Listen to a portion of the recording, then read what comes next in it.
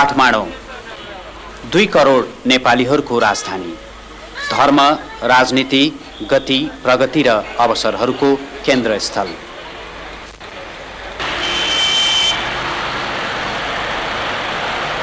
तर आज यहाँ भानुभक्तको अलकापुरी कान्तिपुरी नगरी भेटिँदैन। हल्ला, भीड, धुवाँ, दुर्गन्ध र आधारभूत भौतिक सुविधाहरूको अभाव आज काठमाडौँको परिचय बन्न पुगेको छ।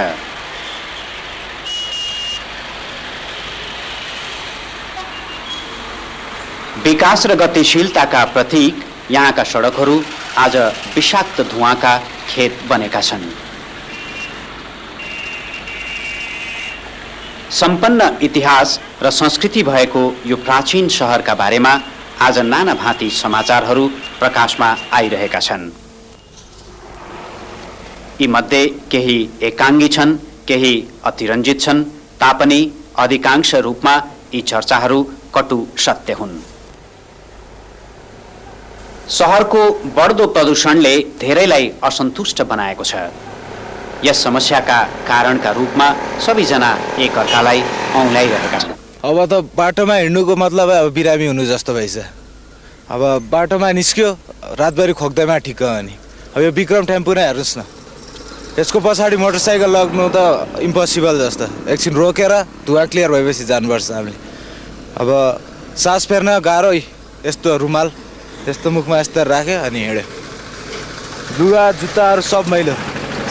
काठमाडौँ उपत्यकाका करिब 1000 किलोमिटर सडकहरूमा 70,000 भन्दा बढी सवारी साधनहरू दौडिरहेका छन्। मर्मत तथा सम्भार खोजिरहेका सडकहरू व्यवस्थित हुन नसकिरहेको यातायात प्रणाली, कमसल इन्धन तथा प्रभावकारी ऐन कानुनको अभावका कारण यहाँ चल्ने धेरैजसो सवारी साधनहरू सिफारिस गरिएको स्तरभन्दा प्रदूषक पाइएका छन्। काठमाडौँको वायु प्रदूषणका बारेमा वातावरणविद अनिल चित्रकार। अब त्यो धुवाँमा के हुन्छ भनेर भन्दाखेरि अब सबभन्दा पहिले त कार्बन डाइअक्साइड नै भयो, त्यसपछि कार्बन मोनोक्साइड र पेट्रोल र डिजलमा हुने अरू पदार्थहरू जस्तै सिसा र ती सिसाहरू जस्तै सल्फरहरू, यिनीहरू चाहिँ जुन देखिने कालो धुवाँभन्दा तिनीहरू चाहिँ अरू खतरनाक हुन्छन्। किनभने जस्तै सिसाले अनुसन्धानबाट के देखाउँछ भनेदेखि सिसाको विषले गर्दाखेरि बच्चाहरूको चाहिँ मनस्थितिमा समेत असर पर्ने चाहिँ प्रमाणित भइसकेको छ। भने सुस्त मनस्थितिको बच्चाहरू जन्मिनेको मुख्य कारण नै लेड पोइजनिङ भनेर चाहिँ पत्ता लगाइसकेको छ। भनेपछि सबभन्दा बढी असर पर्ने के भन्दाखेरि मानिसको स्वास्थ्यमा।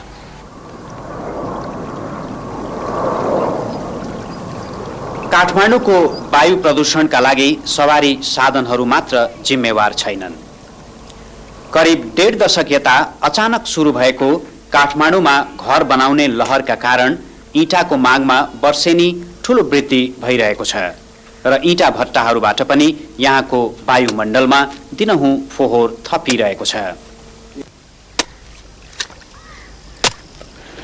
इँटा पोल्ने क्रममा यस प्राचीन उपत्यकाको अत्यन्त मलिलो माटो सधैँका लागि काम नलाग्ने भइरहेको छ।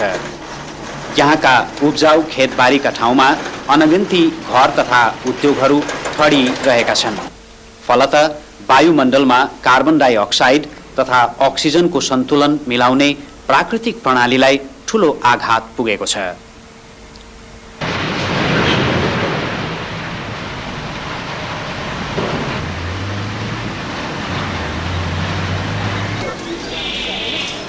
यो प्रस्तावित महानगर दिनहुँ फैलिरहेको छ, तर यहाँका बासिन्दाहरूले वृद्धि र विस्तारको उत्साहभन्दा बढी अव्यवस्थाको पीडा भोग्नु परिरहेको छ।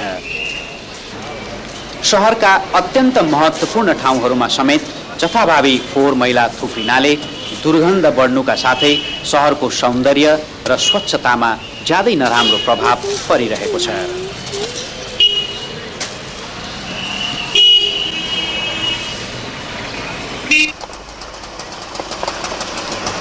काठमाडौँ उपत्यका आर्थिक, सांस्कृतिक र राजनैतिक रूपमा जति महत्त्वपूर्ण छ, भौगोलिक रूपमा यो त्यति नै साँघुरो पनि छ। यो तथ्यलाई सैद्धान्तिक रूपमा कसैले अस्वीकार गरेको छैन। तर काठमाडौँलाई सुव्यवस्थित र सुन्दर राख्नका लागि चाहिने व्यावहारिक नीति र कार्यक्रमहरूको खाँचो आजसम्म पनि पूरा हुन सकेको छैन। यसरी विभिन्न स्रोतहरूबाट काठमाडौँ उपत्यकामा जम्मा हुने धुवाँ र धुलोको मात्रा विगत 1.5 दशकदेखि तीव्र रूपमा बढ्दै गएको पाइएको छ।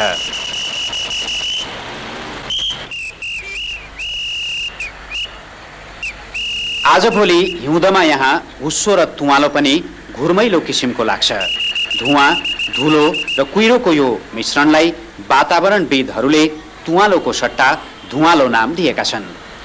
स्मोक अर्थात् धुवाँ र फग अर्थात् कुहिरोको यो मिश्रणलाई अङ्ग्रेजीमा स्मग भनिन्छ।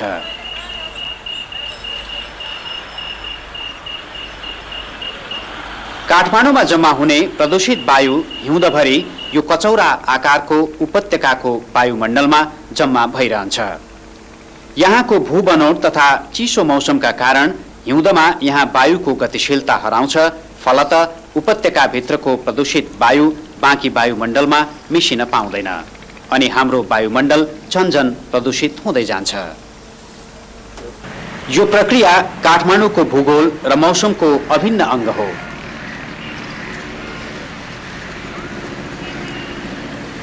काठमाडौँमा यसरी हावा थुनिएर रहने प्रक्रिया प्राकृतिक भए तापनि प्रदूषणको समस्या भने सर्वथा मानव निर्मित हो।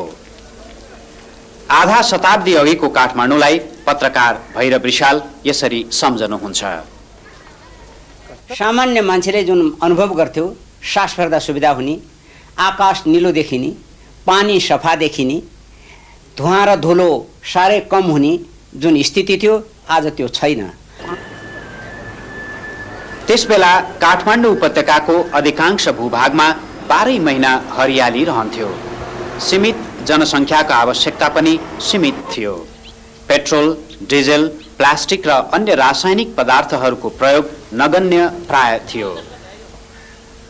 मुलुकले आधुनिकताको बाटोमा पाइला राख्न साथ काठमाडौँ उपत्यकाको दीर्घकालीन भविष्य सोचिनु पर्थ्यो। तर त्यसबेला त्यसो हुन सकेन र उपत्यकाको सन्तुलित वातावरणमा ठूलो चाप पर्न थाल्यो। बढ्दो जनसङ्ख्याका लागि यातायातका साधनहरूको प्रयोगमा यहाँ छोटै समयमा ठूलो वृद्धि भयो। सवारी साधनहरूमा प्रयोग गरिने पेट्रोल र डिजेलबाट ऊर्जा बाहेक धुवाँ पनि निस्किन्छ।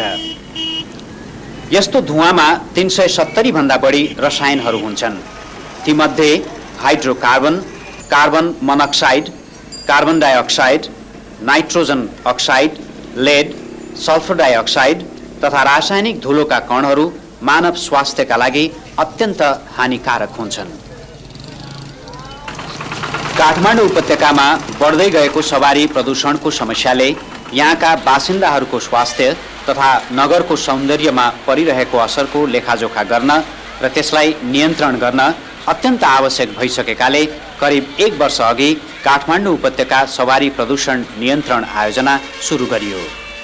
श्री 5 को सरकार र UNDP नेपालको संयुक्त प्रयत्नमा सञ्चालित यस आयोजनाका उद्देश्यहरूमा प्रकाश पार्दै आयोजनाका राष्ट्रिय सल्लाहकार केशव मङ्गल जोशी, यसमा कस्तो भन्नुहुन्छ भनेदेखि यो प्रोजेक्ट सुरु हुन अगाडि हामी खालि कुरै मात्र गर्थ्यौँ, काठमाडौँमा गाडीबाट प्रदूषण भइराखेको छ भनेर र ठोस तथ्यको अभावमा अगाडि काम के गर्ने भनेर पोलिसी मेकरहरूलाई अप्ठ्यारोपनहरू आउँथ्यो। यही समस्या समाधान गर्ने हिसाबले खास यहाँको भेहिकल एमिसनको स्थिति के छ भनेर जानकारी लिने हिसाबले एउटा सलिड डाटाबेस तयार गर्ने र त्यो डाटाबेसको आधारमा के कस्तो कार्यक्रमहरू अपनायो भनेदेखि काठमाडौँमा यो सवारीबाट हुने प्रदूषणहरू नियन्त्रण गर्न सकिन्छ भनेर त्यो ठोस डाटाहरू उपलब्ध गराउने एउटा मुख्य अब्जेक्टिभ हो भनेदेखि विभिन्न विशेषज्ञहरूको यस्तै अध्ययन कामलाई समेटेर भविष्यमा एउटा लङ टर्म प्रोग्राम के बनाउन सकिन्छ भन्ने 2टा मुख्य उद्देश्य थियो यो प्रोजेक्ट सञ्चालन गर्नमा। आयोजनाले हालसम्ममा गरेका कामहरूका बारेमा टोली प्रमुख हरिलाल राजवाहक।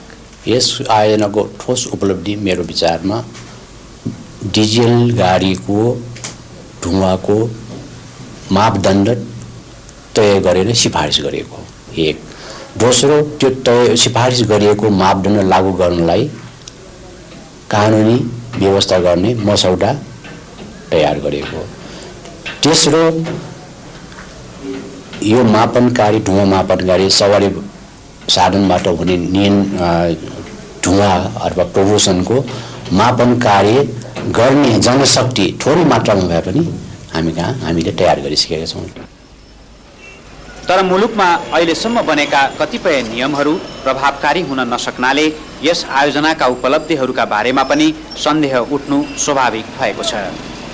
यसरी खालि स्ट्यान्डर्ड अथवा रेगुलेसन मात्रै बनाउँदैमा चाहिँ वातावरण सफा हुन्छ भने चाहिँ मलाई चाहिँ लाग्दैन।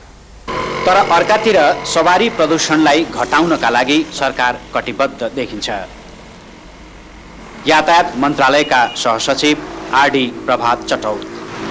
कार्यान्वयन हुने उसमा सम्पूर्णको सकारात्मक स्वरूप चाहिन्छ। श्री 5 को सरकारको, जनताको, सम्बन्धित निकायको। त्यसको लागि हामीले आधार तयार गरेका छौँ, मापदण्ड तयार गरिदिएका छौँ र कानुनी व्यवस्थाको लागि प्रावधान तयार गरिदिएका छौँ र साथसाथै हामीले ट्रेनिङ दिएर केही स्किल्ड मैन पावर तयार गरिदिएका छौँ र हामीले त्यो अनुरूप जानको लागि त्यो हामी फलोअप पनि अनुगमन पनि गर्नेछौँ र हामी विश्वस्त छौँ कि ढिलो चाँडो यो सक्सेस होला भन्ने विश्वास। काठमाडौँ उपत्यकाको प्रदूषणको समस्याको एउटा समाधान छैन। बेला मौकामा केही विकल्पहरू देखा परे तापनि गुणात्मक र परिमाणात्मक रूपमा ती प्रभावकारी हुन सकेका छैनन्। समस्याको व्यावहारिक पक्ष र समाधानको नीतिगत बाटो औल्याउँदै वातावरणविद डाक्टर तीर्थबहादुर श्रेष्ठ। अब टेम्पो रोकिदिनु भयो तपाईँले भने, तपाईँले रोक्नुहुन्छ कसलाई पनि सबभन्दा न्यूनतम आय स्रोत भएका मान्छेलाई काममा जानुबाट रोक्नुहुन्छ तपाईँले, होइन?